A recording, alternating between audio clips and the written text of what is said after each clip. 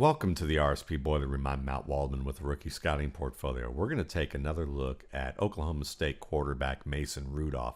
Now, if you haven't checked out the previous RSP Boiler Room on Rudolph, I would recommend it at some point.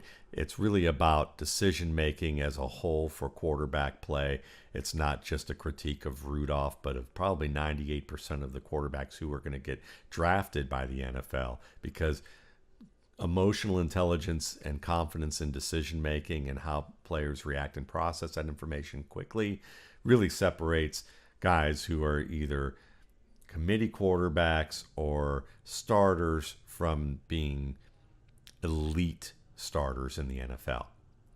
So check that out. Today, what we're going to look at is one good play from Rudolph that he does consistently from what I've seen on film, and another play that shows something that he consistently struggles with. So we're going to check this out. The first play is a positive, and it's something you can also find on the RSP blog from David Agono's work, which is his ability to hit the deep ball. Pretty play here. I mean, this is a 45-yard pass. Same hash, three-step drop, takes one hitch, looks off to the left, sees it's going to be breaking open inside, and it's a nice quick release. It comes out at the 5, and it's in stride to Seals for what amounts to a 45-yard play, but it's also a 45-yard throw from the release point to the catch point. Really well done. Now let's watch it again from the angle of the receiver. You're going to see it get dropped right in there, and you can see what Rudolph was waiting for. I mean, he was looking to his left the entire time. And because he's looking at his left the entire time, it forces number 10 here to account for this receiver breaking outside. That's his assignment anyway, but Rudolph isn't making it obvious that he's going to go over the middle. So there's going to be an opening over the middle right here because there's only outside shade coverage. And that allows Seals to make the play. It's a really nice play. Now let's take a look at something after this nice in-stride catch. Yep, lays it right in the breadbasket there.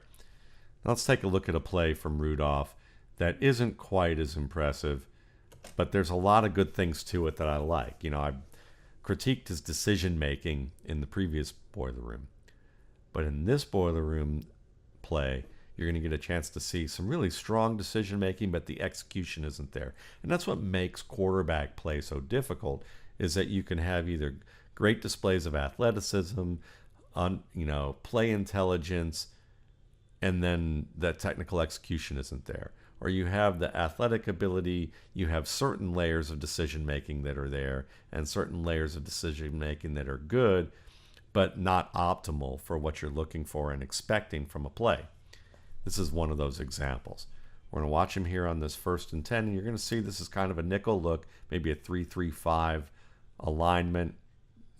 And you see that you have one high safety, you have one who's starting to drop down towards the strong side, the wing back here, and you see the safeties rotate. So when the safeties rotate, he takes a snap. He's got a safety rotate here. He looks to his left immediately, and he's not going here. He's faking the slant. So he gives that nice little crisp shoulder fake on this play. Watch the shoulder fake.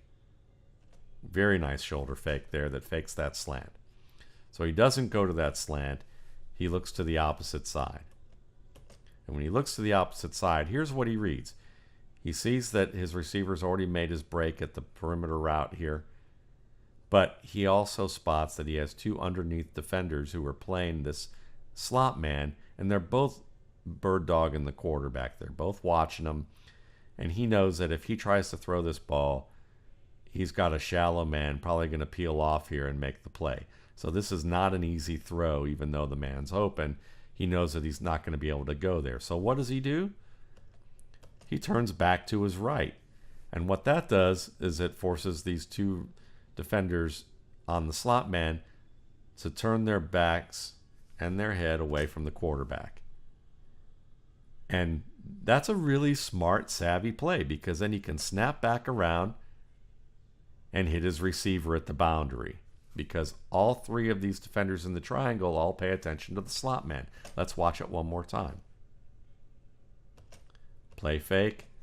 You've got three men looking here at this boundary play, or looking at the quarterback and eyeing to see whether it's going to be a boundary play. When he turns back to his right, they all start paying attention to the slot man or moving further to the middle of the field, and then he peels back and tries to make the throw. But at this point, he tries to make the throw, and his hips open too early. And because his hips open too early, he's not able to throw the ball with control. The ball sails, and one of the problems there is that he opens up too early. It's a problem that Carson Wentz has. Watch that turn. He's already kind of opened up here, and see how that back foot and hip is kind of awkward when he makes that throw. It's not smooth. It's kind of disjointed. Ball kind of flies out. It's a little bit of an extra oomph to his throw there because he's compensating for the fact that his hips were already open, and he's trying to do it with his chest, and the ball sails. That's something that happens with Rudolph a lot, is that when he has to switch positions and throw, or he's just stepping into a throw, his hips open up too early and the ball tends to sail or die depending on the length of the throw and the direction of the throw. Something he's going to have to work on is his footwork. There's a lot of interesting things with his decision making because you see the savvy of reading the field, reading safety rotations well, even occasionally reading linebackers well, and doing some things to manipulate them, like right here. That's really nice manipulation, but he just couldn't finish the play. And there's a lot of guys in the NFL who can manipulate defenders but can't finish the play, and they're not starting. Or a lot of guys who can't manipulate, but at least they, on the level of being able to throw the ball accurately, they can make quick decisions. So there's kind of a range of behaviors of guys who make it to the NFL but aren't successful. And when I look at Rudolph, he's going to have some things to address here mechanically, or else he's going to be a guy that consistently makes sound decisions but isn't able to execute them on a level that are accurate. And that spells, a journeyman quarterback or a bench quarterback at best. Again, we're only looking at one game, so it's not a firm conclusion on him, but it's just things that I see from other quarterbacks.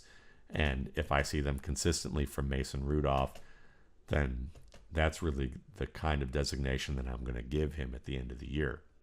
Thanks again for watching. For more RSP Boiler Room videos, you can check out my YouTube channel, the RSP Film Room, and my blog, www.mattwaldmanrsp.com.